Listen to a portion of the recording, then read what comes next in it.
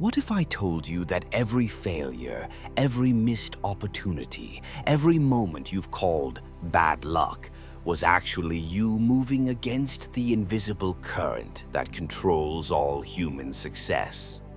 There's a law operating in the universe that's more powerful than talent, more decisive than effort, and more valuable than connections. Yet 99% of people are completely blind to it. The ancient Greeks called it kairos. The Romans called it ocasio. But what they discovered was something that modern psychology is only beginning to understand. Timing isn't just important, timing is everything. This isn't about being in the right place at the right time. That's amateur thinking. This is about understanding that time itself has a rhythm, a pattern, a psychology that you can learn to read like a master musician reads sheet music. And once you crack this code, once you align yourself with the natural flow of temporal power, opportunities don't just come to you, they practically throw themselves at your feet. Here's the truth that will change how you see every interaction for the rest of your life. Every person, every market, every situation has what I call receptivity window, specific moments when they're psychologically and emotionally primed to say yes to something they would normally reject. Miss that window, and you could have the best idea, the perfect solution, the most compelling offer in the world, and it won't matter. But hit that window precisely, and average proposals become irresistible. Let me tell you about a man who understood this law so deeply that he shaped the destiny of nations with it. His name was Otto von Bismarck, and he didn't just unify Germany. He waited for exactly the right moment to unify Germany. For years he watched, he prepared, he positioned pieces on the board, but he didn't act. Other politicians called him indecisive, weak, a man afraid to take action. They were looking at a master hunter waiting for the perfect shot. When the Franco-Prussian War created exactly the conditions he needed, when German nationalism was at its peak, when foreign threat had unified previously fractured states, when European powers were distracted, Bismarck struck. Not a moment too early, not a moment too late. The result wasn't just political success. It was the creation of a superpower that dominated Europe for decades. But this goes beyond politics. This law governs every aspect of human interaction because it taps into something fundamental about how our brains work. Neuroscience has proven that our decision-making ability fluctuates throughout the day, throughout the week, throughout life cycles. There are moments when we're naturally more open to change, more willing to take risks, more receptive to new ideas. And there are moments when we're psychologically locked down, resistant to anything that disrupts our current state. The amateurs ignore this completely.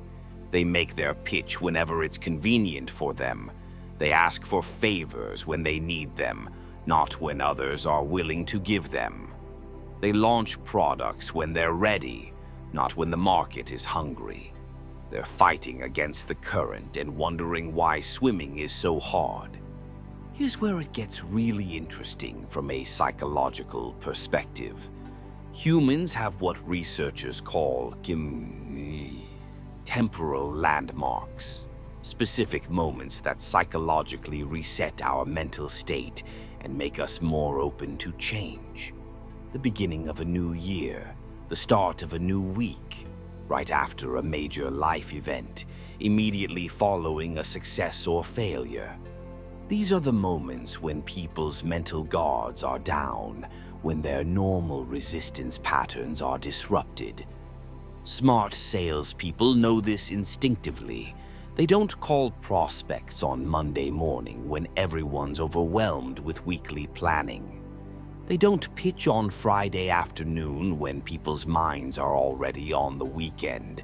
They understand that Tuesday through Thursday, between 10 a.m. and 3 p.m., is when decision makers are most psychologically available. But most people are completely unconscious of these patterns. The dark psychology aspect of this law is that you can actually create these receptivity windows in other people. Certain techniques, strategic silence, carefully timed scarcity, emotional contrast, can manufacture the psychological conditions that make people more likely to say yes. This is what master negotiators understand that amateurs don't. You're not just selling your idea, you're selling it at the exact moment when the other person's brain is most likely to buy. But timing isn't just about other people. It's about you too. There are moments in your own life when you're naturally more creative, more decisive, more willing to take calculated risks. Most people ignore these internal rhythms completely. They try to force productivity when their brains are in rest mode. They make major decisions when they're emotionally compromised.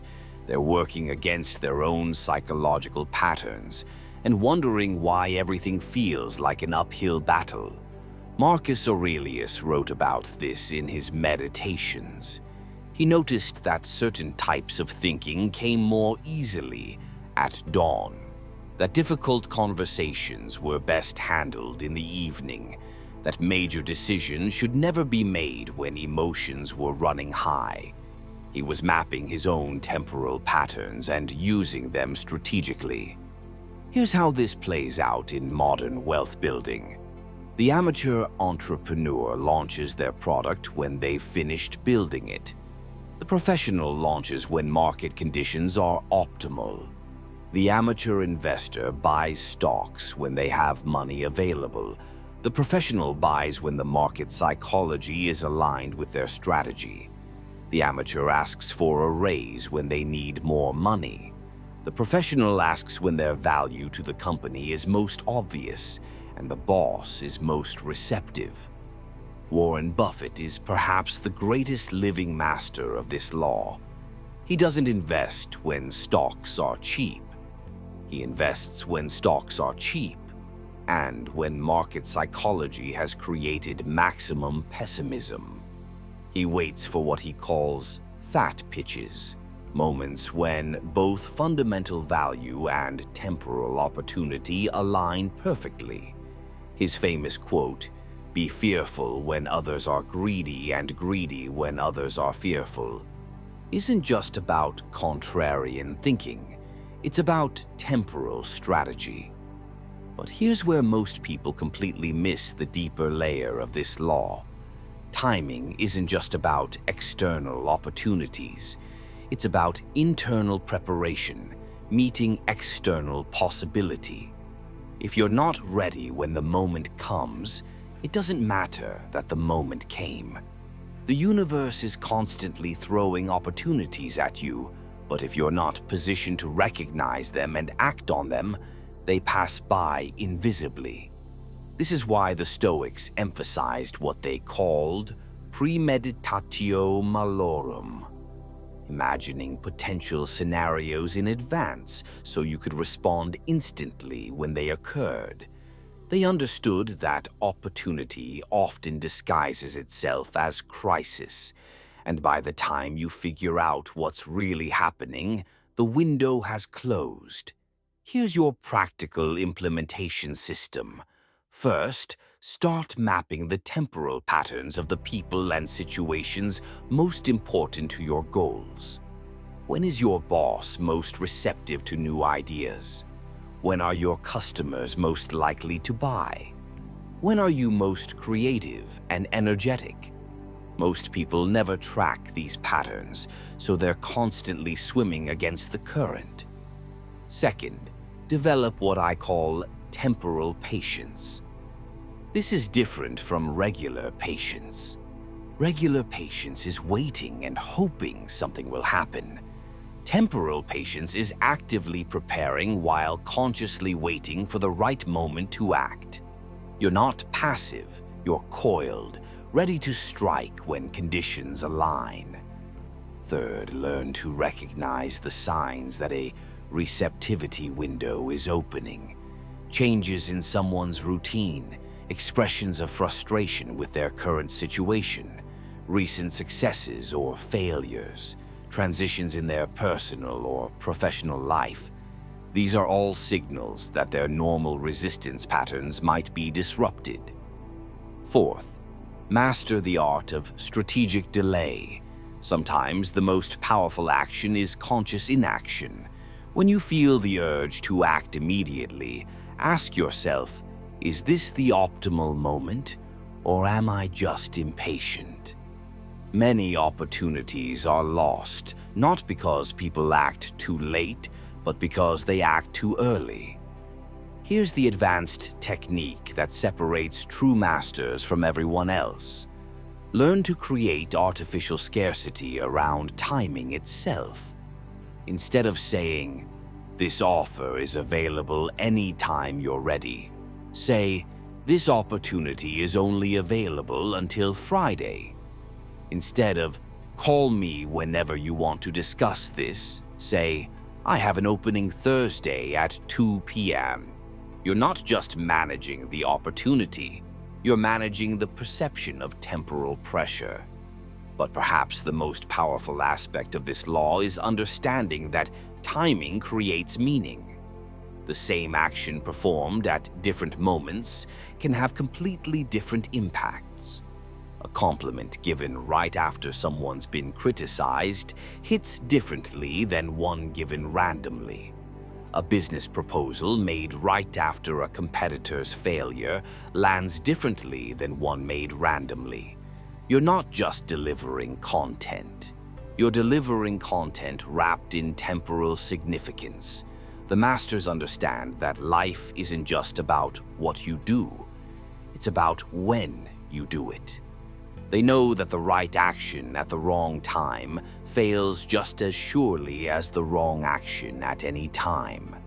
But the right action at exactly the right moment, that doesn't just succeed. It creates a momentum that carries you forward for months or years. Stop trying to force doors that aren't ready to open. Start recognizing the ones that are already cracking. The universe has a rhythm, and when you learn to dance with it instead of against it, everything becomes easier, faster, more profitable. Your timing isn't luck, it's strategy. And strategy, once mastered, looks exactly like magic to everyone who hasn't learned the secret.